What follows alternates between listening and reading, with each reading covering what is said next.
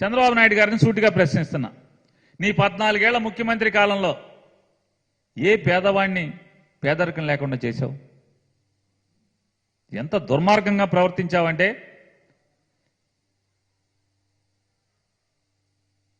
చదువు నేర్పటం అనేది ప్రభుత్వ బాధ్యత కాదు, చదువు యొక్క బాధ్యత ప్రైవేటు వ్యక్తులు తీసుకోవాలని చెప్పని ఒక బాధ్యత గల ముఖ్యమంత్రి ఉద్యోగంలో ఉండి 2015-16 సంవత్సరంలో 14-19 మధ్య అనేక సార్లు నొక్కి వక్కాణించినటువంటి దుర్మార్గపు ముఖ్యమంత్రి చంద్రబాబు నాయుడు.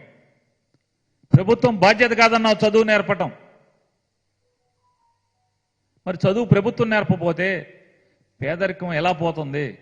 ఏ పేదవాడి ఇంట్లో అయినా పేదరికం పోవాలంటే ఆ పేదవాడి ఇంట్లోని పిల్లల ఉన్నత చదువుల ద్వారా మాత్రమే ఆ ఇంట్లో పేదరికం నమ్మిన వాడు జగన్మోహన్ రెడ్డి గారు. కాబట్టి చదువు పట్ల 70,000 కోట్ల రూపాయలు ఎల్కేజీ నుంచి అంటే 1వ క్లాస్ నుంచి పీజీ వరకు ఉన్నత విద్యలో సమూలమైన మార్పులకు కానీ, నాణ్యమైన విద్య నేర్పడం కోసం కానీ, సౌకర్యాల కల్పన కోసం కానీ ఈ 5 సంవత్సరాల్లో 70,000 కోట్ల రూపాయలు ఖర్చు పెట్టిన వాడు.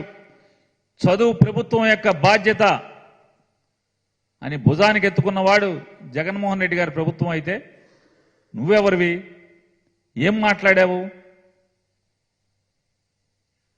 ఈయనంట జగన్మోహన్ రెడ్డి గారు 10 రూపాయలు ఇచ్చి 100 రూపాయలు పన్నుల రూపాయన లాక్కుంటున్నాడంట. ఈయన 15 రూపాయలు ఇస్తాడంట, పన్నులేయడంట. ఆ 15 రూపాయలని 100 ఎలా చేయాలి, 100ని 1000 ఎలా చేయాలో ఈయన నేర్పిస్తాడంట. మీరు 2 ఎకరాల రైతు కడుపున పుట్టి చంద్రబాబు నాయుడు గారు 2 లక్షల కోట్లకి ఎలా ఎదగాలో నువ్వెదిగావు తప్పితే ఈ రాష్ట్రంలో ఏ పేదవాడికి ఈ 14 ఏళ్ల నువ్వు ముఖ్యమంత్రిగా ఉండగా ఎవరిని 15 రూపాయలు ఇచ్చి 100ని 1000 చేసేటువంటి విద్య ఎవరికి నేర్పించావు? ఎవరికి నేర్పించావంటే నీ ఎమ్మెల్యేలకి, నీ మంత్రులకి నేర్పించావు. 15ని 100 ఎలా చేయాలి, 100ని 1000 ఎలా చేయాలనేది నేర్పించావు. ఆయన మాట్లాడతాడు. ఇంట్లో బాబాయ్ కూతురు మీకు వ్యతిరేకం, మీ సొంత చెల్లి వ్యతిరేకం అని చంద్రబాబు నాయుడు గారిని నేను ఒకటే ప్రశ్నిస్తున్నాను. హరికృష్ణ గారు మీకు వ్యతిరేకమా కాదా? నందమూరి హరికృష్ణ గారు వ్యతిరేకమా కాదా? ఎన్టీ రామారావు గారు మీకు వ్యతిరేకమా కాదా? దగ్గుబాటి వెంకటేశ్వరరావు గారు మీ మీద పుస్తకం రాశాడా లేదా? వ్యతిరేకమే కాదా? మీ వదిన గారు దగ్గుబాటి పురంధేశ్వరి గారు మీకు వ్యతిరేకమా కాదా? మీ సొంత తమ్ముడు నారా రామ్మూర్తి నాయుడు కాంగ్రెస్ పార్టీలో చేరి పనిచేశాడా లేదా మీకు వ్యతిరేకంగా? మీ సొంత అక్క కుటుంబం వైఎస్ఆర్ కాంగ్రెస్ పార్టీలో చేరి పనిచేశారా లేదా? వీళ్ళంతా ఎవరు? మా పిల్లనిచ్చిన మామగారు వ్యతిరేకం, తోబుట్టిన తమ్ముడు వ్యతిరేకం, బావమర్ది వ్యతిరేకం, తోడళ్ళుడు వ్యతిరేకం, వదిన గారు వ్యతిరేకం, అక్క వ్యతిరేకం, అక్క కుటుంబం వ్యతిరేకం. మరి వీళ్ళందరూ ఎవరు? మరి మన ఇంటి వాళ్ళు చేస్తేనేమో అది రాజకీయమా? ఇక్కడేమో జగన్మోహన్ రెడ్డి గారి తప్పులా? కాస్త నోరు మాట్లాడేప్పుడు అంటే ఏంటంటే ఈనాడు, జ్యోతి వీళ్ళు రాయరు, చూపించరు కాబట్టి మన చరిత్ర అంతా ఎవరికి గుర్తుండదు అనుకుంటారు మీరు.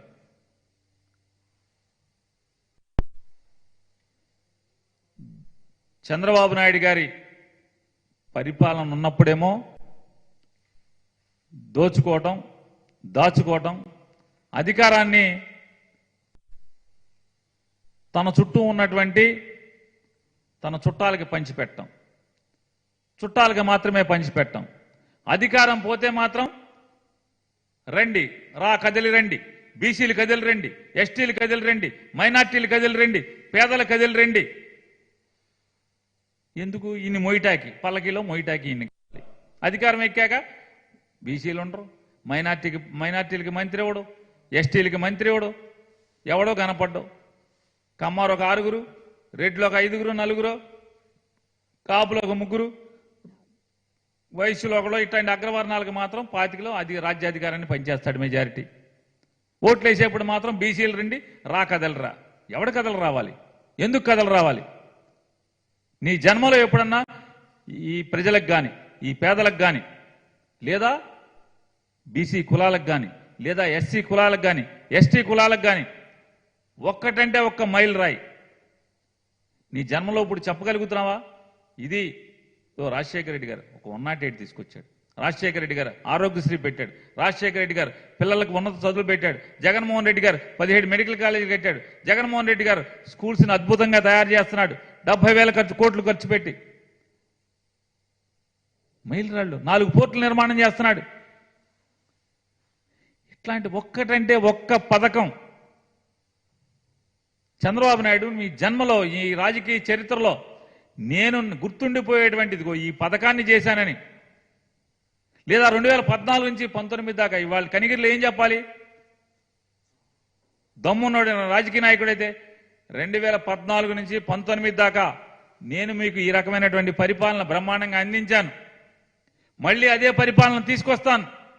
ఇవాళ మీరు కష్టాలు పడుతున్నారు కాబట్టి మళ్ళీ నాకు అధికారం ఇవ్వండి అని చెప్పే దమ్ముందా? చెప్పే సినిమా లేదు.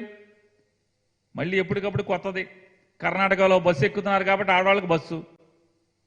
అంటే ఎక్కడన్నా ఒక రాజకీయ పార్టీ గెలిస్తే ఆ రాజకీయ పార్టీ మేనిఫెస్టోని కాపీ కొట్టి ఇక్కడ పెట్టేటువంటి దిక్కుమాలని కర్మ తప్పితే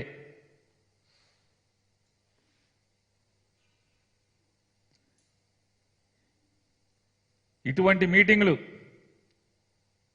10 కాదు, 20 కాదు, 30 పెట్టుకోండి. పవన్ కళ్యాణ్ గారికి సిగ్గుండాలి, మీకు సిగ్గుండాలి.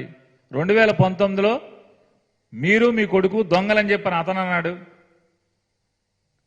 అతను ఒక బుద్ధి లేని జీవని, అతనికి రాజకీయాలు తెలియవని, అసలు ఏమీ చేత కాదని చెప్పి మీరు మాట్లాడారు.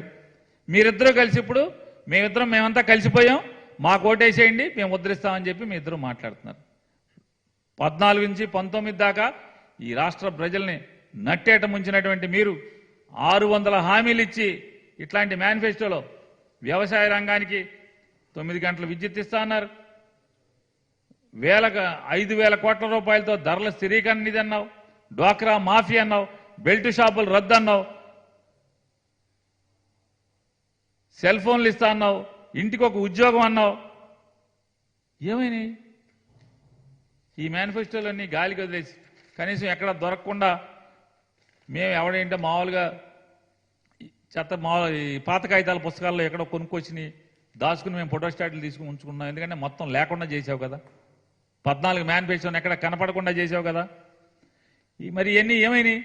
ఎన్టీఆర్ సుజల పథకం కింద ప్రతి గ్రామానికి, పట్టణానికి మంచినీటి సరఫరా, ప్రతి వీధికి ఉచిత కుళాయి, ఇంటింటికి 2 రూపాయలకే 20 లీటర్ల మినరల్ వాటర్ క్యాను. పోనీ ఇక్కడ కూర్చున్న పాత్రికేయులు ఎవరింటికన్నా 20 లీటర్ల క్యాన్ 2 రూపాయలకి ఇంటింటికి చంద్రబాబు నాయుడు పంపించాడా? గుడిసెలు లేని ఆంధ్రప్రదేశ్ పేదలందరికీ 1,50,000తో ఉచిత గృహం, ప్రతి గ్రామానికి తార్ రోడ్డు, ప్రతి వీధికి సిమెంట్ రోడ్డు, ప్రతి ఇంటికి బరుగుదొడ్డి, 3 సెంట్ల స్థలం, ప్రతి ఇల్లు లేని పేదవాడికి 3 సెంట్ల స్థలం. మేనిఫెస్టోలో కేజీ నుంచి పీజీ వరకు ఉచిత విద్య అని చెప్తాడు. కాలేజీ విద్యార్థులకు ఐప్యాడ్ అంట. 14 మేనిఫెస్టో ఇది. అధికారం వచ్చిన తర్వాత ప్రభుత్వం బాధ్యత కాదు, విద్య అనేది అది ప్రైవేటు సంస్థలు చూడాలని చెప్పి మాట్లాడతారు. అధికారం లేనప్పుడు అరచేతిలో వైకుంఠం చెప్పి ప్రజల్ని మోసం చేసేటువంటి, ఏమార్చేటువంటి ప్రయత్నంలో భాగంగానే ఈ రా కదలిరా, ఎవరు ఎందుకు రావాలి, ఎందుకు కదలాలి, ఎవరి కోసం కదలాలి, మీరేం మేళ్లు చేశారని, వాళ్ళ జీవితాల్లో ఏం ముద్రించారని చెప్పని కదలాలి, రావాలి అనేది సమాధానం చెప్పని వారిని డిమాండ్ చేస్తున్నాం.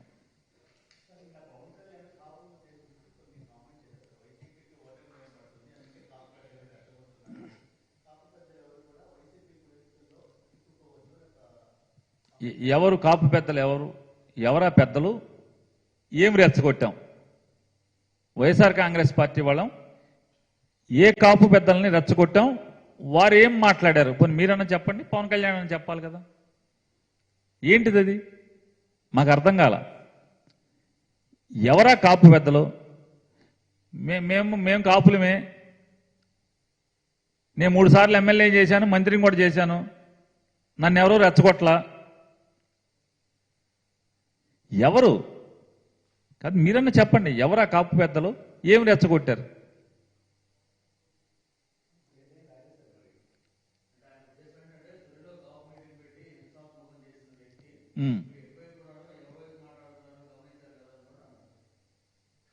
తునిలో కాపు మీటింగ్ పెట్టినంటే ఆయన ఏం మాట్లాడుతున్నాడు?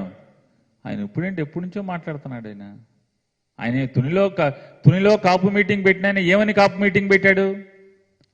2014లో పవన్ కళ్యాణ్ చంద్రబాబు కలిసి కాపుల్ని బీసీ చేస్తామని చెప్పని మీరు ఓటేయమని చెప్పి మాట్లాడారు. ఓటేస్తే నేను ప్రశ్నిస్తాను, మీరు ఓటేయండి అని చెప్పిన పవన్ కళ్యాణ్ హామీ ఇచ్చాడు. కాబట్టి ఇద్దరూ కలిసి, చంద్రబాబు నాయుడు పవన్ కళ్యాణ్ ఇద్దరూ కలిసి మాకు కాపులకి హామీ ఇచ్చారు, మమ్మల్ని బీసీ చేస్తామని చెప్పారు.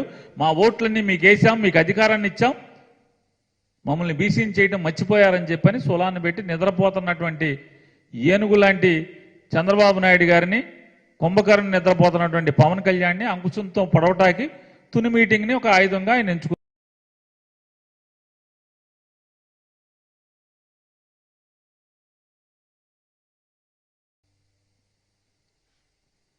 ఇప్పుడు మీరు ఇంకో ఆయన పేరు చెప్తున్నారు, హరిరామ జోగి అని. అక్కడ తుని అన్నారు, ఇప్పుడు హరిరామ జోగి అన్నారు. హరిరామ జోగి గారి గురించి మాకేం అవసరం? ఆయన రోజు మమ్మల్ని తిడతంటే. హరిరామ జోగి గారు మిమ్మల్ని ముఖ్యమంత్రి అవ్వాలని మీరు ఆయన ఫోన్లో మాట్లాడారు, వీడియో కాల్లో మాట్లాడారు. మీకోసం ఆయన మిమ్మల్ని ముఖ్యమంత్రి అవ్వాలని నిరాహారదీక్ష చేస్తారంటే ఆయన మీరు ఆయన కలిసి అది నిజమా, డ్రామానా, ప్రేమ ఒలకపోసుకున్నారా, ఏం చేశారో మీరు తీశారు, మాకు టీవీలో చూపించారు. వీడియో కాల్లో మీ ఇద్దరం మాట్లాడుకుంటాం. ఆయన నీ దిగజారుడుతనాన్ని, కాపుల్ని టోకుగా చంద్రబాబు నాయుడు గారికి తాకట్టు పెట్టేటువంటి విధానాన్ని ఆయన ప్రశ్నిస్తే దానికి వైసీపీకి ఏం సంబంధం?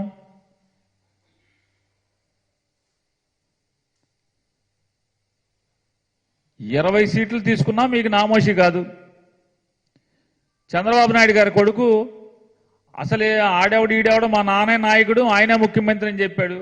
పవన్ కళ్యాణ్ గారు ఏమన్నా ఉప ముఖ్యమంత్రి అవుతాడా అంటే చిచ్చి చంద్రబాబు నాయుడు మా పొలిట్ బ్యూరో నిర్ణయిస్తుంది, పవన్ కళ్యాణ్కి ఇవ్వక్కర్లేదా అని చెప్పి మాట్లాడాడు.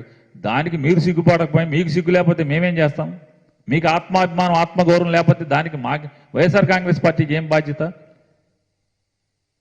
మిమ్మల్ని అమర్యాద చేసి లేకపోతే కాపు కులాన్ని మేము కాపుల తరపున రిప్రజెంటేషన్ అని మీరు మాట్లాడుతున్నారు. కొత్తగా కాపు కులాన్ని తీసుకున్నారు మీరు. అంతకితం నాకు కులం లేదని చెప్పి మాట్లాడారు.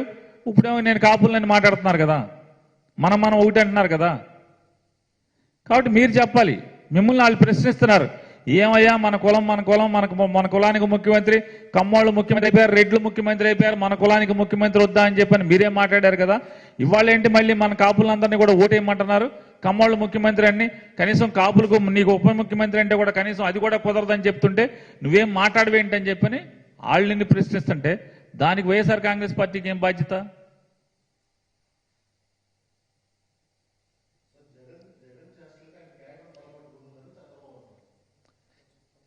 చంద్రబాబు నాయుడు కోసం, చంద్రబాబు నాయుడు చేసే పనులకి వాళ్ళ కేడర్ తలకాయలు పట్టుకునే పరిస్థితి. కానీ జగన్మోహన్ రెడ్డి గారి దగ్గర ఒకటే, జగన్ జగన్ నాయకత్వాన్ని నమ్మి వచ్చినాడు. జగన్ ఏం చేసినా మాకు ఇష్టమే అని చెప్పేవాళ్ళే తప్పితే ఎవరైనా అధికారం కోసం, అవసరాల కోసమో, పదవుల కోసమో, ఎక్కడైనా అవమానాలు జరిగితే ఇక్కడ ఏదైనా ఆనందం పొందుదామని చెప్పిన వచ్చిన వాళ్ళు తప్పితే జగన్ని నమ్మి వచ్చినటువంటి వాళ్ళు ఈ పార్టీలో 80% పైబడి ఉంటారు. వాళ్ళెవరూ కూడా మేము జగన్తోనే ఉంటాం, జగన్ ఏం చేసినా జగన్ కోసమే చేస్తామని మాట్లాడతారు తప్పితే ఎక్కడన్నా ఒక 10%, 20% అధికారం కోసం వచ్చిన వాళ్ళు, అవసరాల కోసం వచ్చిన వాళ్ళు వాళ్ళెవరైనా మాట్లాడితే మాట్లాడాలి, వాళ్ళెవరైనా వెళ్తే వెళ్ళాలి తప్పితే 100% జగన్ ఏం చేసినా కూడా ఈ రాష్ట్ర మేలు కోసం చేస్తాడు, పార్టీ మేలు కోసం చేస్తాడని నమ్మేటువంటి వాళ్ళే వైఎస్ఆర్ కాంగ్రెస్ పార్టీ జెండా మోసే కార్యకర్తలు.